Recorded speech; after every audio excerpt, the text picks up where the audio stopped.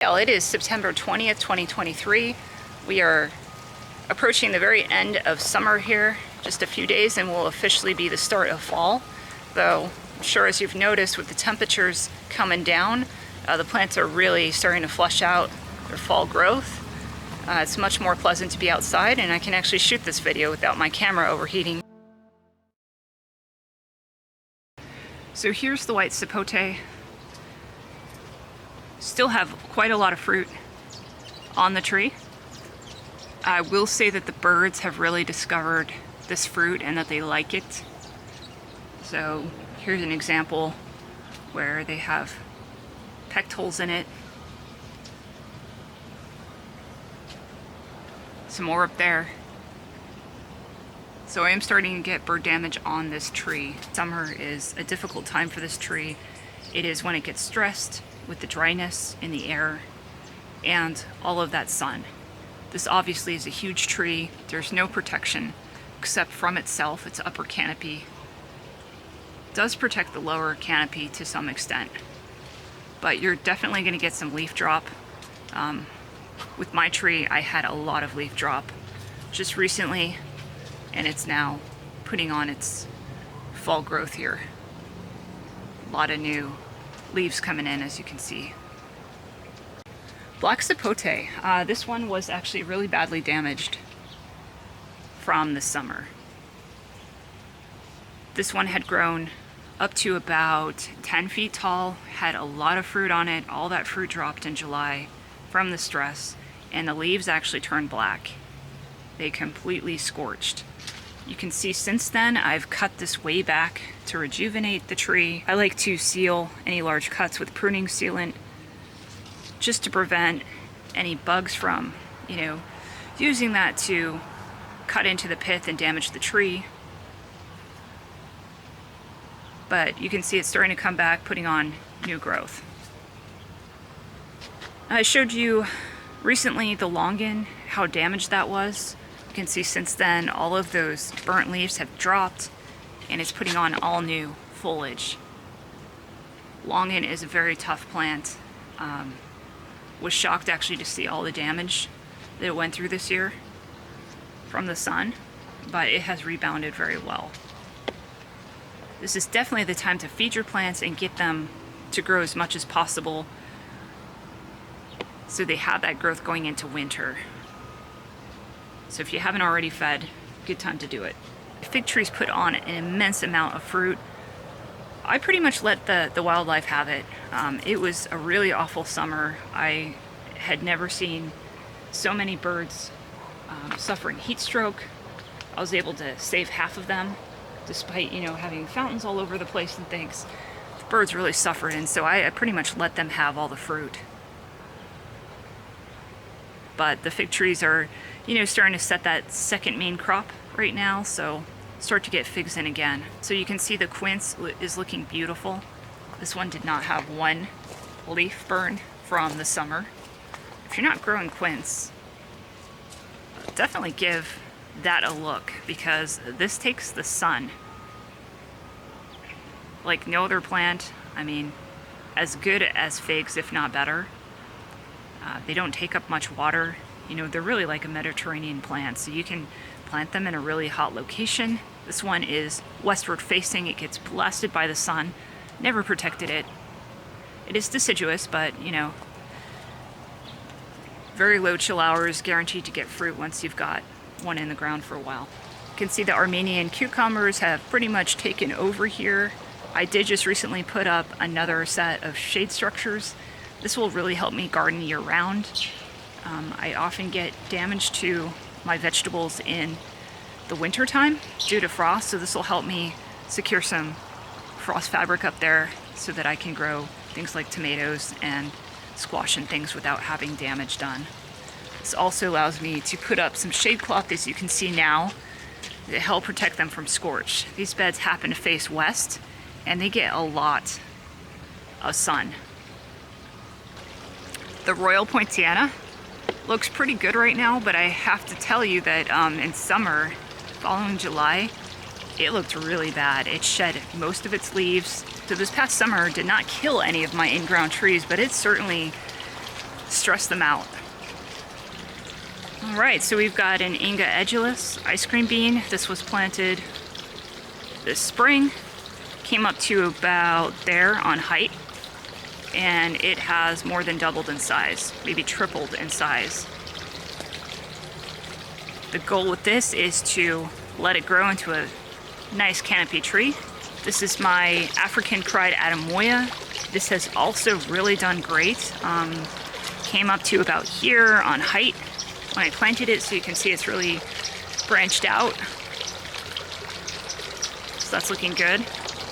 This got no sun protection, so you can see that there was some damage from the sun. Here we see another ice cream bean. This one was just planted a couple months back. It's grown really well.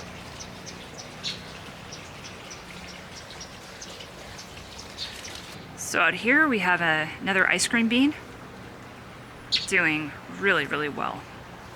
And you can see I've got some vetiver grass planted in front as well as in back. So that just kind of helps protect the trunk without me having to wrap it just with that biomass.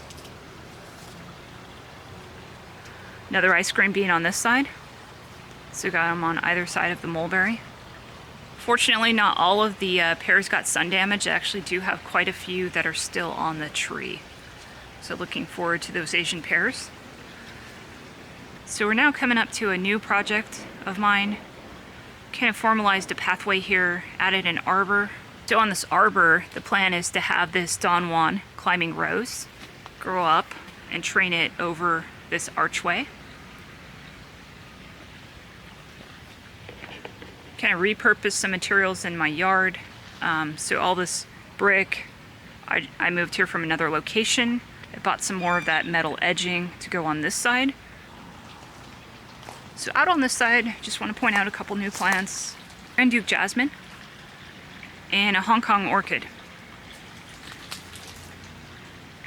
The variegated Eureka lemon did take a lot of damage. You can see since then it's dropped leaves and it's pushing new growth. So that's good to see. So over on this side, I've got a sweet almond bush that I've added in another ice cream bean. And just so you know, I got my ice cream bean trees from Etsy, a store called Style Lab. Really, really happy with their ice cream bean plants. Super healthy and large, fully rooted, like the roots are coming out of the bottom, and reasonably priced. You'll notice another project. So I put up sturdy structure using 1" and 3/4 inch EMT conduit to make a frame again for this veggie bed, so I can protect it from the sun in the summer with shade cloth and frost cloth in the winter. Last winter we got those early frosts and then late frosts as well, so that took out all of my veggies I was growing, which was a bummer. I wasn't able to harvest any of those, so gonna be better prepared this time around. We have another ice cream bean here. You can see my structure that I recently showed all the mangoes that I'm growing, all my sensitive plants in here. The ground cover you can see all over the place, that is sweet potato vine. It's gone crazy with growth. It's hard to even make out what I've got growing here. But I put a couple of papayas in. So there's a Hawaiian sunrise papaya there and another one over there creeping up. I don't care for the Mexican papayas, but I'm told the Hawaiian ones are a lot tastier, sweeter, so I want to give them a shot. Bananas are going crazy. This is a Lacatan, and then those are the dwarf Namwas there. Really dense in here, but we've got a Barbados cherry, starting to put on fruit again. Move the pineapple guava over there. This is a Bear's lime tree. So we got a lot going on in the space. Yeah, there's some sweet almond there.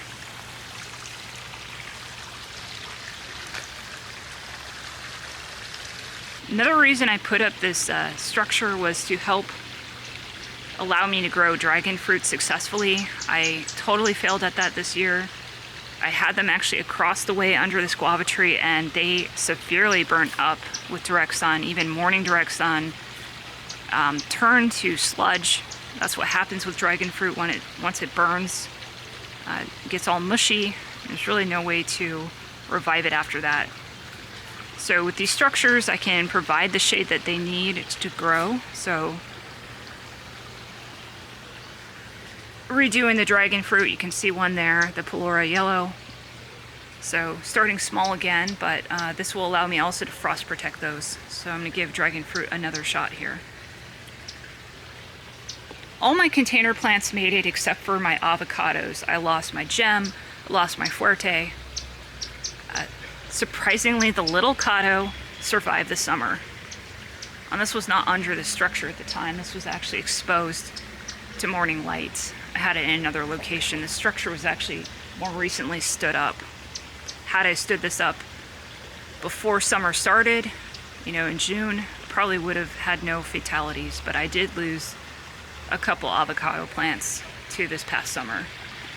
But you can see all these plants in here are doing great. I've got my red jaboticaba there. We got a peanut butter fruit that was gifted to me. Got my African mangosteens or imbi. Those are looking really great right now. The Eugenia raponda is doing fantastic. Has probably quadrupled in size. Added a lemon drop mangosteen here. That is a very slow grower, but has put on some growth. So the guabariti was actually where one of the ice cream beans were. So I actually put this in a pot, and it's doing pretty well in container culture. So my more sensitive plants are definitely liking this structure here. This is my day avocado. Hasn't grown super large, but did survive the summer. Putting on some new foliage right now. Same thing with the jaboticaba. This is my sabara. Really did get beaten up by the summer again. The structure was not protecting it at the time. And now it's starting to put on new growth. Another new addition to share with you, this is the Arkin starfruit. This one I purchased from Lara Farms, 3-gallon size. I was so impressed with this plant. It actually shipped with fruit. Of course, the fruit dropped, but the fact that it's able to hold fruit at this size was really nice to see. So giving starfruit another try here. Hope you enjoyed this quick end of summer tour. If you have questions, let me know, and I will be doing a full walking tour in the fall as well. Will be a longer video, probably around an hour. Hope you're out there gardening. It's now getting pleasant to be outside. Happy fall and happy gardening.